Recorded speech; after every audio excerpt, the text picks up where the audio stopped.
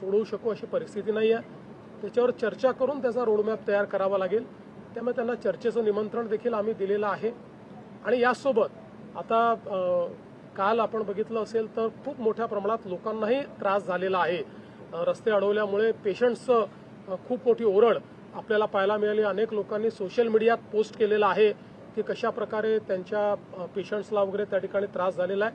त्यामुळे माझं आव्हान आहे की त्यांनी चर्चा करावी. अशा प्रकारचं डिस्ट्रप्शन करू नये. लोकांना त्रास होईल अशा प्रकारच्या गोष्टी त्या ठिकाणी करू नये. मग अनेक वेळा अशा आंदोलनांमध्ये काही हौसे नवसे गवसे असेही शिरतात. म्हणजे तिथे जेन्युइन लोक देखील आहेत, मी काही तसं म्हणत नाही.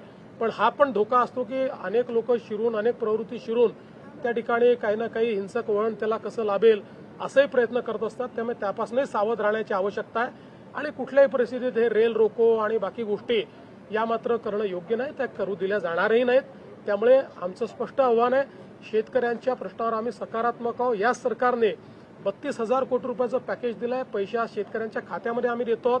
त्यामुळे सगळ्या प्रकारच्या चर्चेची सरकारची तयारी आहे. चर्चा करावी आणि त्यातनं मार्ग काढावा.